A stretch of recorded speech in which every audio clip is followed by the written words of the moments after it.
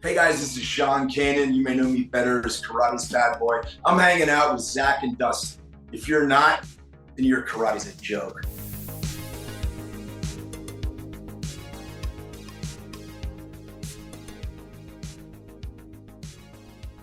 You know, you did a movie with my buddy Tyler Olson. It was a Bruce Willis flick. Oh, Tyler, he's a producer, right? Yeah, he's a producer. Yeah, he was a really cool dude. I really enjoyed getting to know him. We sort of lost touch. I did. They changed the title. That's why I'm one was called The Fortress, Yep. and one was called Survive the Game. They did 3 Bruce Willis films in Puerto Rico, sort of one right after the other. Was it a fun experience for you? It was a great experience. I mean, yeah, come on. I grew up with Bruce Willis. I mean, it was like a bucket list thing to not only be able to do one film, but I got back to the States, and my friend who was the director of both said, all right, you know what, we're going to put you in this other one too. And I was like, this was 2020. Yep. When the world had gone to shit. Yep. Right. And I mean, being an actor in 2020 was not real easy. And I was just, blessed, man. I mean, that's how my year started, back-to-back films with Bruce. And then, I wound up getting back on The Bold and the Beautiful, and I wound up doing Cobra Kai, and I did a Lifetime movie. I mean, it was a monster year for me. And I don't tell people that a whole lot because a lot of people are like, fuck you. I was, No. I put 40 pounds on and basically watched the entire Hulu catalog. Nothing to do. So I am really fortunate. Right. So you had no downtime basically in the pandemic. You continued shooting at Puerto Rico. No, and I was finishing. I think I was finishing. Way the Cobra was done. I finished Way the Cobra. And right here. Yeah, and started on Welcome to the Kumite. Oh, that's your new book. That's your new book. That's my new book. My gosh. So, okay, first of all, I know that feeling of like, oh my gosh, all the chaos is going around us. We should feel like we don't want to tout the positive things that were happening to us because we don't want anybody to feel bad or whatever. Yeah, like humble bragging, I mean, yeah, I think it's a good thing. It's a good thing. I'm like we said offline, I messaged you and I said, I'm just happy that you're so successful right now and happy for your success. It's great to see people achieving their dreams, doing what they want to do and having success come from that. It was really important to me that I made the decision when the whole pandemic thing started that to the best of my ability that I was not just going to survive, I was going to find a way to thrive. And, when I do share some of the stuff that I accomplished during that time, I do it because, that's part of my brand. That's part of my whole deal with Way the Cobra is, circumstances are never perfect. The second pillar of Way the Cobra is optimization, which is, not waiting for the optimal moment to make a move.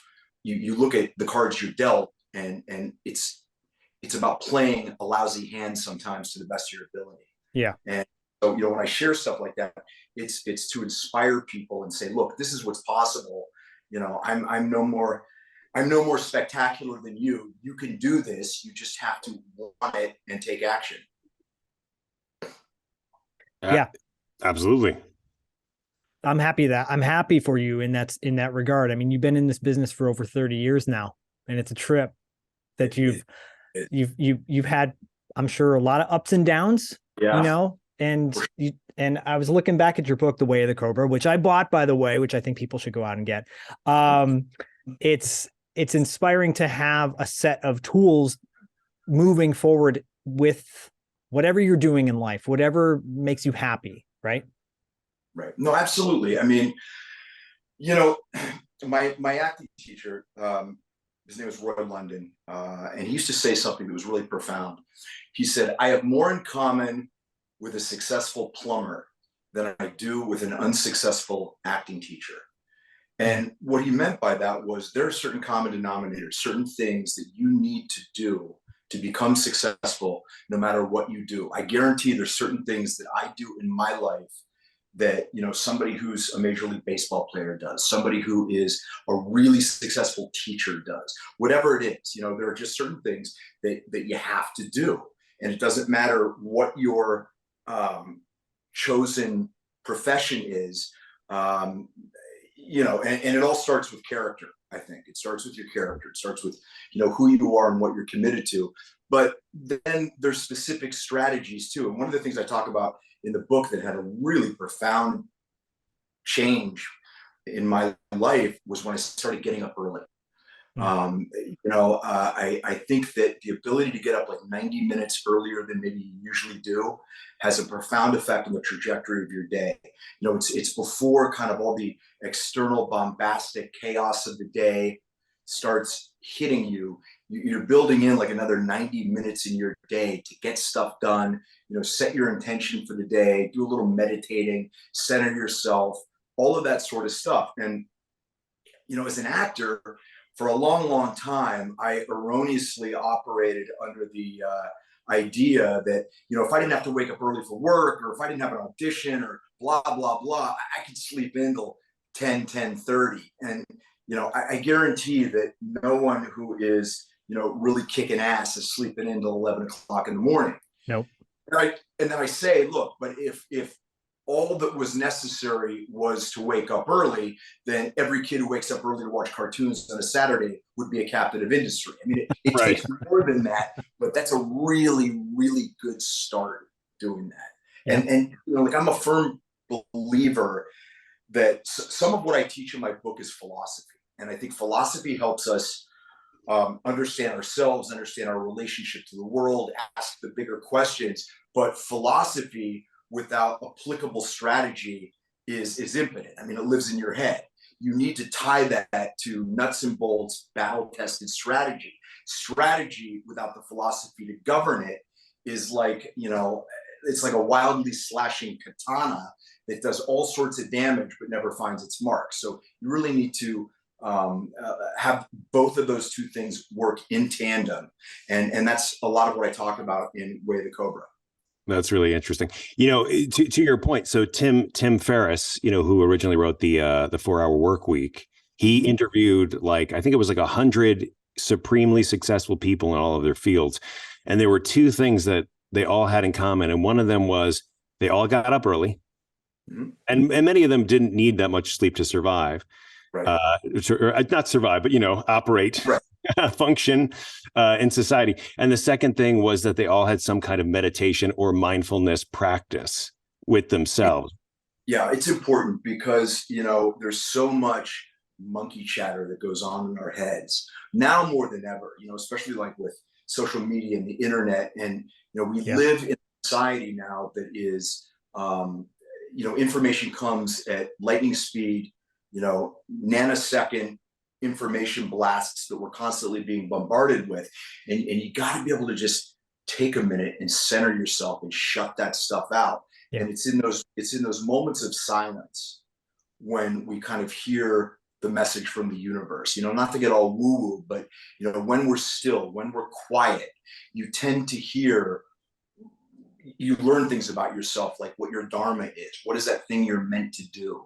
And if you're constantly engaged in, information and you're constantly in a kinetic state, you miss a lot of stuff. Yep. Mm-hmm. Agreed. Sean, I love that. Where do you get some of your philosophy from? Where have you sourced this from? I've started this new thing, which has been really successful. I've started using a content calendar, both for my personal Instagram, which is at Sean Kanan, I think that's what it is, and Way of the Cobra. And what I'm doing with that is providing content that's motivational, inspirational, strategic, all that sort of stuff. If you want to find out the nuts and bolts of what Way of the Cobra is all about, you can order the book on Amazon or get it at wayofthecobra.com if you'd like to get an autographed, personalized copy. And my new book, Welcome to the Kumite, which is, it's really terrific. I mean, it's I'm not patting myself on the shoulder, but there's go ahead. Phenomenal information in this book that I wanted to share, and that's only available at wayofthecobra.com.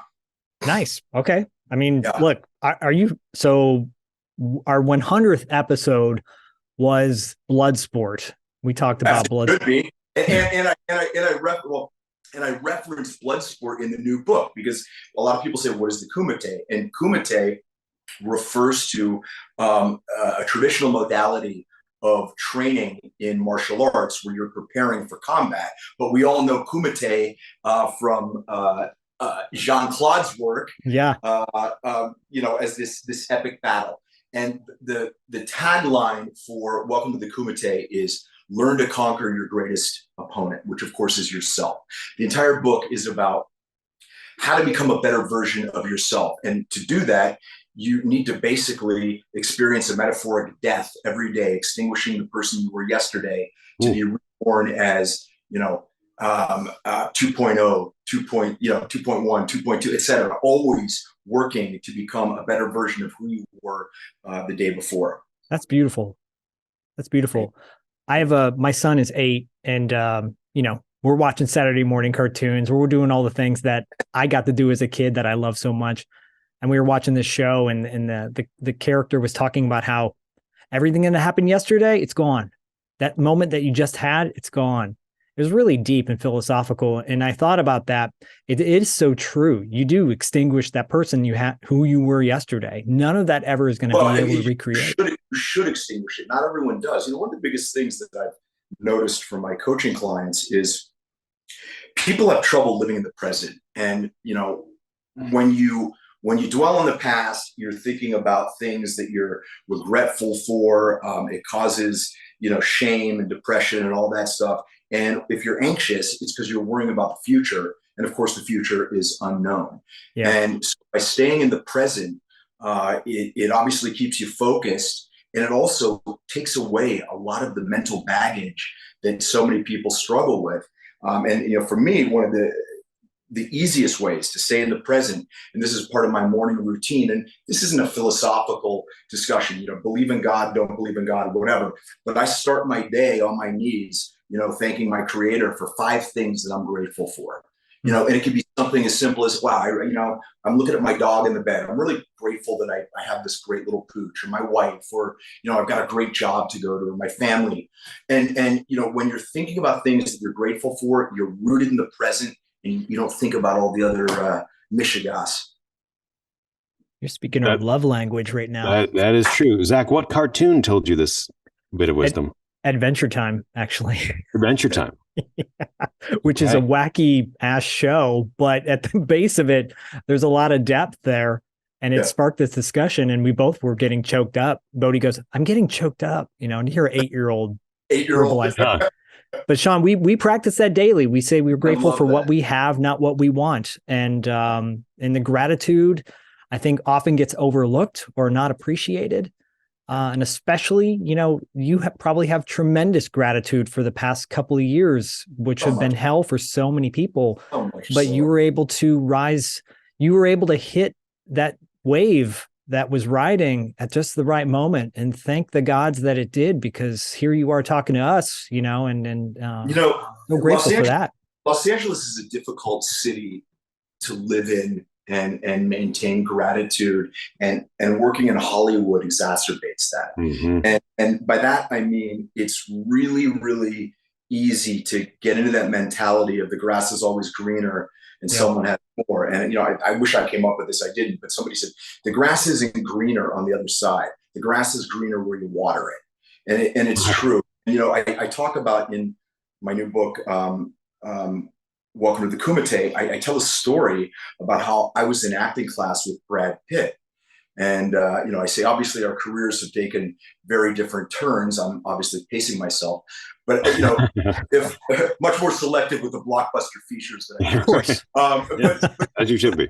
If I compared myself to Brad Pitt's career, I would be in a perpetual state of feeling less than and as a failure. And the only person that you need to compete against is yourself. I mean, that's all. Listen, I say in my book, a lot of stuff that you're going to hear might sound new. None of it is. Everything I'm going to tell you is ingrained in your DNA. You intuitively know it. You may not have discovered it yet. You may have forgotten it, but you know everything that I'm going to say. And, it's kind of like, when you're 16 and your dad's giving you some really good advice, but you can't hear it because you're in that, what about you, Dad? Yeah. That whole deal. Yeah. And I think that sometimes it's the packaging and the messenger that finally allows somebody to, digest a really good message. Yeah. And so a lot of what I'm doing in my books is repackaging stuff that's really, really good information. Not all of which is mine. A lot of it is mine. A lot of it is stuff that has had a profound effect on me, and I'm kind of transmitting it in my way. And it's the way that I'm doing it, I think, that people are responding to. Well, what I love about that is who you are as a person. You have a fan base. You have a particular fan base, and you're using your platform to preach positivity. Just like Diamond Dallas Page was a professional wrestler and became a yoga instructor and turned people on to who normally wouldn't be into yoga, right? Yeah. And now they're taking good care of their bodies. You're doing the same. Maybe people that might not buy into a particular philosophy or that's too spiritual for me, man. But then Sean, but Bad Boy Barnes did this, so this is cool. Like, who cares what the gateway is to get you to that endpoint? What a beautiful opportunity you're giving these people to kind of tap into something that maybe they wouldn't consider. Yeah, and I say in my book too, before you think I'm living on top of a mountain in Kathmandu, meditating 3 feet above the ground, I've made every mistake in this book 12 times. Yeah, I mean, I have for a long time was the guy that literally had to bang his head against a door to learn something. And, the genesis of the first book was, I'd had some pretty good success. I'd had some epic failures. And from the outside, it looked like I had a pretty good life. I mean, I had a loving wife and great family and a career that looked pretty good. But I knew that I was rapidly slipping into mediocrity. I, at one point, was I was 35 pounds overweight. I had no possibilities for work. I was dealing with some demons, and I realized I had to do some things very differently, very quickly, or I was going to run the risk of losing everything, but most importantly, losing the idea that I've always carried about who I was meant to be. And so I made some pretty significant changes that were simple, but not easy. Everything I teach in the book is simple. It's not easy. Yeah. And in the course of that 1 year, I completed my second book, which was Success Factor X, which became an Amazon new release bestseller. I lost the 35 pounds, and a show that I had been trying to get made for 15 years finally got made, and we were nominated for, I think, 19 Emmys, and we won 3. It's Studio City, right? Studio City on the Amazon Prime. And, I don't say that stuff to impress people. I say to impress upon you what is possible when you're willing to take action in the right direction. Well, I want to... We're impressed, though. We are impressed. Yeah. Yeah. And I think, I think too, we don't acknowledge the importance of small steps, which are huge steps for some people. Yeah. Being a kid and learning how to read for the first time is for the general kid, not for a kid, maybe, a kid who has dyslexia, it's even harder, right? But that idea of we look at that as adults and go, yeah, we all learned how to read, right? But as a kid, how daunting is that thing that maybe we perceive as such a small thing now? I don't think we do, but you know what I'm saying? Or learning to tie your shoes is for a little child is huge. So if we take that idea that it's a small thing, but it's a big thing to us, that's what, I don't know. Yeah. One of the things I talk about is the concept of Kaizen. And for those people that don't know what Kaizen is, it was a Japanese philosophy that was developed basically as a way of reanimating the post-World War II industrial complex for Japan after it had been completely decimated, by the war. And ironically, it was spearheaded by General Douglas MacArthur and a guy named Edward Deming. Okay, enough history. The philosophy of Kaizen is that basically small, incremental, consistent improvement over the long haul has the greatest results, more effective than the grip it and rip it strategy. Now, there's definitely a time when, you got to go cold turkey on something, or you got to swing for fences. But statistically, it seems that it bears out that making small, incremental, it's the tortoise and the hare, that sort of thing. And I think it's true. I talk about that.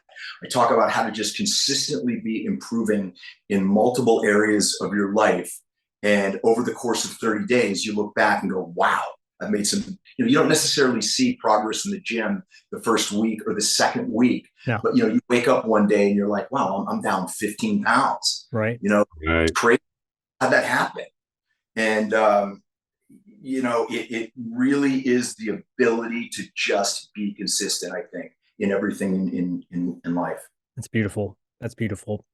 We have questions from fans of our show for you. Let's do it. It's a segment we call $2 questions.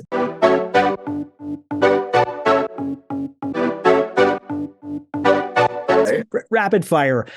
But the first question is from a good friend of the show, Lee Germani.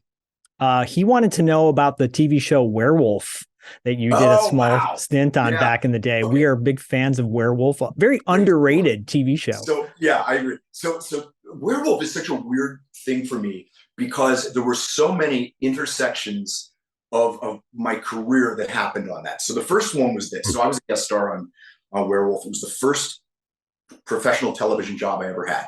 Wow. The star of Werewolf was John J. York, who plays Max Scorpio on General Hospital. So I would later go on to work extensively with him. Yep. One of the other co-stars, the female co-star, was a girl named Cammie Cooper, who was my character, AJ Quartermain's girlfriend on General Hospital. The other co-star was a guy named Mark Sussman, whose best friend was Billy Zabka. And Billy came to the set. So I just posted a picture on Instagram of the day Billy and I met, which was about 1988, I think. And it was before I ever started or even thought about Karate Kid 3. I met Billy. Wow. And so Werewolf had all of these crazy things that would come to play later in my life. That's rad. That is so cool. I love that show, by the way. Yeah. That's fantastic. Our next question comes from David Ullman, who says, so in Karate Kid 3, you play Mike Barnes. You show a lot of sort of dark intimidation towards Jessica Andrews, who's played by Robin Lively. When you saw other actors returning from the Karate Kid series during the first few Cobra Kai seasons, did you have any reservations about reprising your role as such a malevolent character, being so bad? When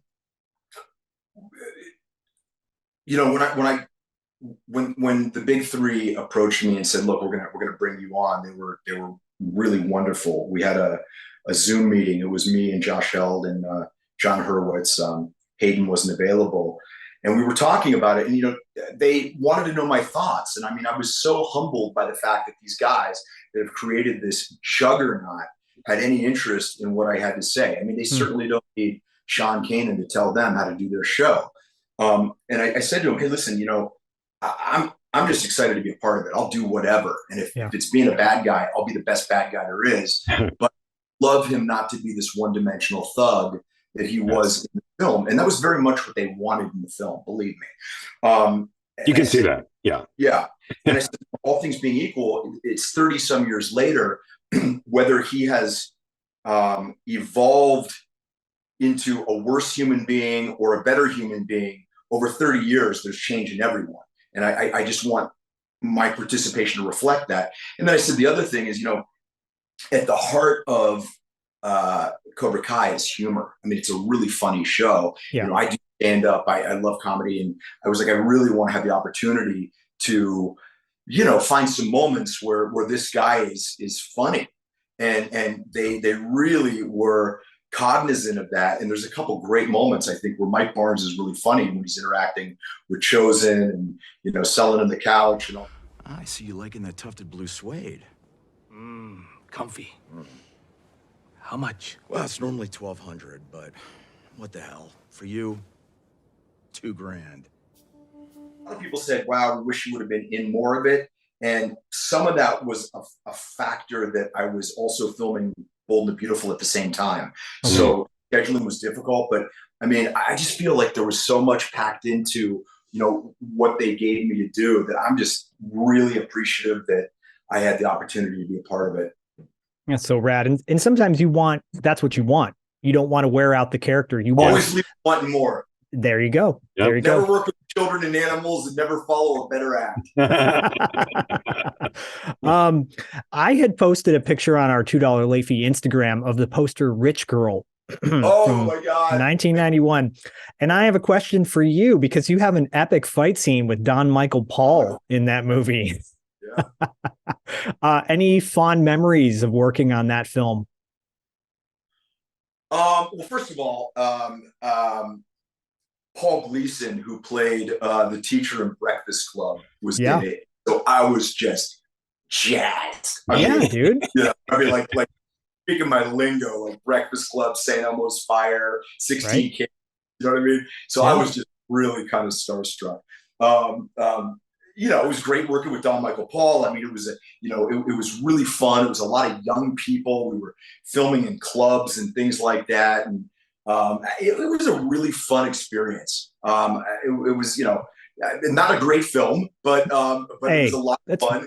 That's relatively speaking, I got to work with Cherie Curry from Cherie Curry and the Runaways. I mean, there were some kind of cool things going on in the film, so it was a great experience.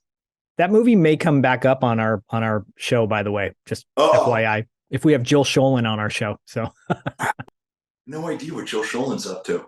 She's still active, but it's more behind the scenes type stuff. Okay. Yeah. Right. Sure. And she's like doing a Scream Queens cooking show. Okay. Which you have the connection with cooking. So there you go. Yeah.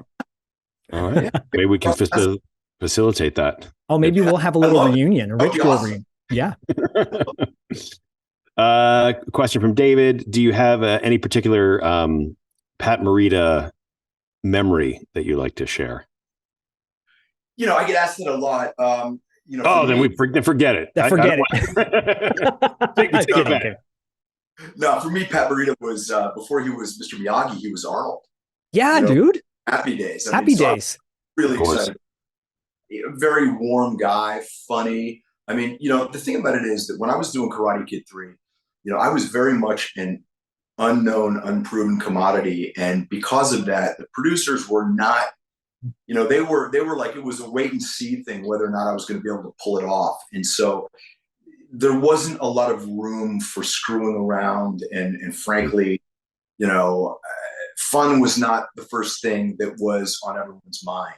Of course, I wound up getting severely injured on the film, and that, kind of heightened the seriousness of everything once I got back. So, he was very funny and he was very warm. That's probably about the only thing that I could say. I don't have any. There's one thing I wish I had in front of me.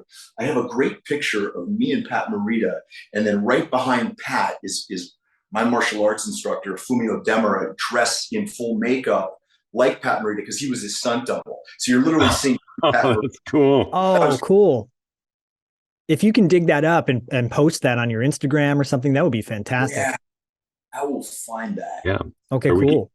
We'll share that. I will throw something out to you if you're interested. So Pat Morita did a television pilot called Young Guy Christian with Barry Bostwick and Shelley Long in 1979. You can watch the pilot on YouTube. It is bonkers. It's Barry Bostwick at his cheesiest in a good way. He has literally a tango fight scene at the end of the movie, which is insane. But Pat Morita is so funny in it. So, just want to put that out there too. I remember Pat did a movie with Jay Leno. Yes. Collision Course. Collision Course.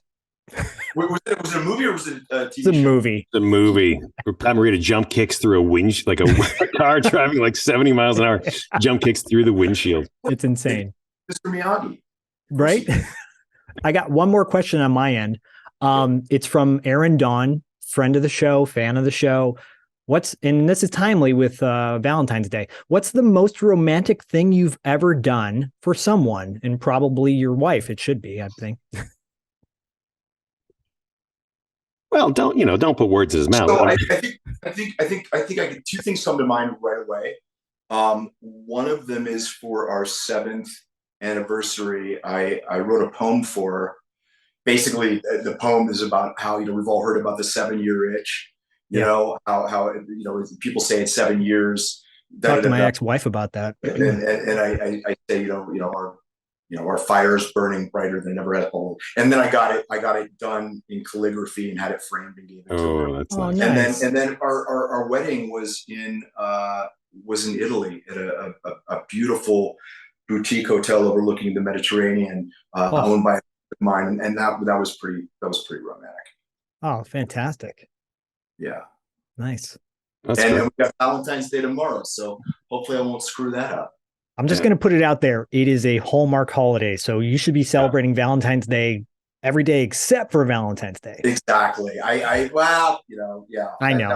That would go over too well. See, but I'm a big proponent now of technology. Like yesterday, I get on Postmates. I get the Valentine's Day dinner ordered. I got the flowers coming today. They're coming any minute. I got everything taken care of. I get to now just sort of sit back and reap the benefits. I hope. Nice. I love it. That's fantastic. So last question. It's less of a question than more of a comment. This is from Zach in Santa Monica. He just wanted to thank you for the Gentleman's Guide to Sexting. Oh, yeah. You got it, Zach. I hope that's working out for you, pal. Yeah, that's in the Modern Gentleman, there's a section about sexting. And it's titled dating, first of all, but then you get into it. Yes. Yeah. About how to do it appropriately. So is that what kind of led to the Valentine's Day? That set the stage for romance? There's a lot of stuff in my book, my first book, which was the Modern Gentleman, Cooking and Entertaining with Sean Kanan. Yeah, I think there's some good ideas in there for how to keep your marriage going or your relationship going, and how for guys to be the best version of themselves, and for women to have a little insight into, I think, at least how this guy thinks. And I don't think I'm that different from a lot of guys. No, I think that's great. I think it's great. And I again love that you're using your platform to reach an audience. And a lot of the advice in the book, in all the books, is stuff I wish that someone had given me earlier on. But here's the reality: they probably did, and I probably wasn't listening. Right. Right. Sean. So Sean, are you currently what are you working on? Did you finish the Welcome to the Kumite? Or are you working on another book, or what's going on? Yeah, Welcome to the. I should have had a copy of it right here. This is Welcome to the Kumite is out and available and all. Oh, that's awesome. You can catch me on CBS every day, Monday through Friday, on The Bold and the Beautiful, which is the most watched show in daytime in the world. Mm-hmm. And what else? Studio City just got 13 or 14 nominations for the Indie Series Awards. You can watch Studio City on Amazon Prime. Awesome. And probably going to be taking out the garbage and cleaning up around here. My wife. So that's what you can find me doing. And you can find Rich Girl on YouTube, I believe. You can, or you don't have to. Come on. One of the aspects of our show is nostalgia is a beautiful thing. Nostalgia is also one hell of a drug where people go back and I remember this so fondly. And then you watch it again. And you're like, oh, it has its moments.